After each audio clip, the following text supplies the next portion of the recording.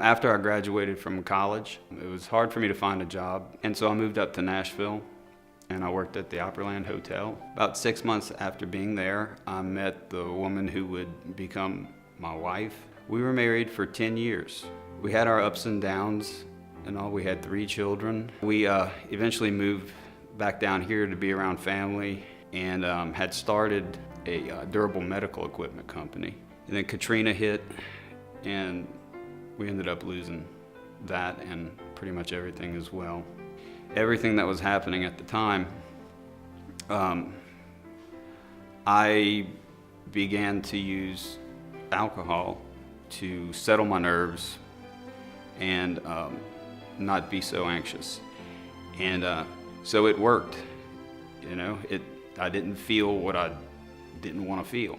I stopped for a little while, but when a big job that I had fell through, it was over.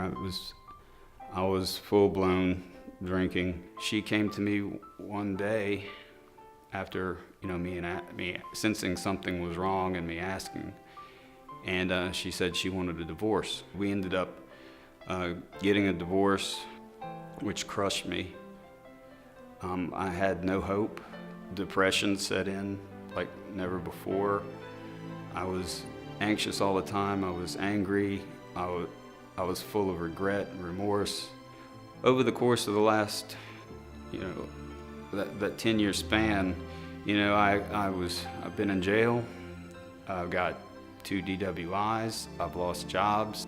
My family, out of love, watched all this happening and tried to get through to me.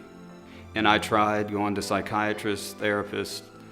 I was on 10 different medications for blood pressure, anxiety, depression.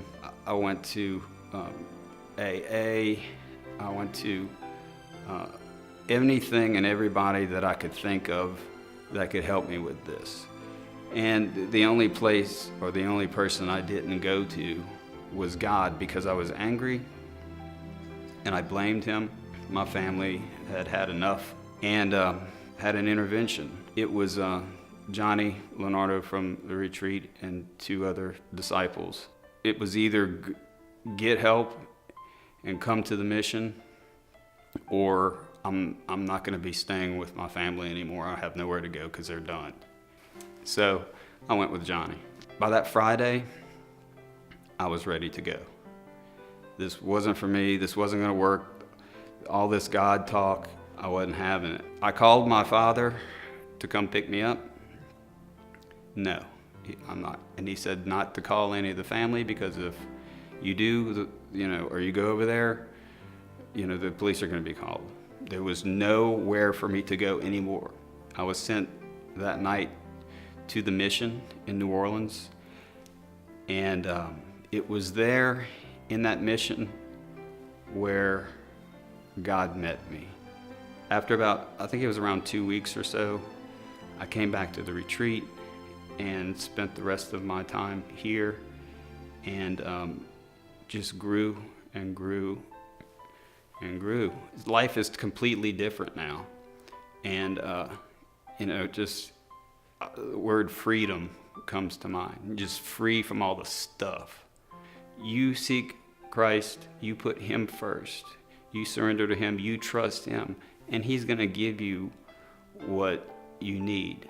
So I thank him for that. I'm grateful for that, absolutely. But none of it means anything without him in my life.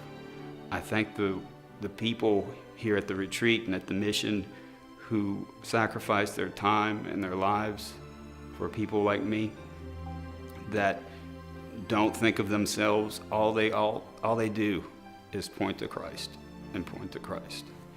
And that's what rescued me out of the pit that I was in. And so I'm very grateful today. I'm thankful, and I couldn't be more at peace. My name is Ryan, and I am a disciple.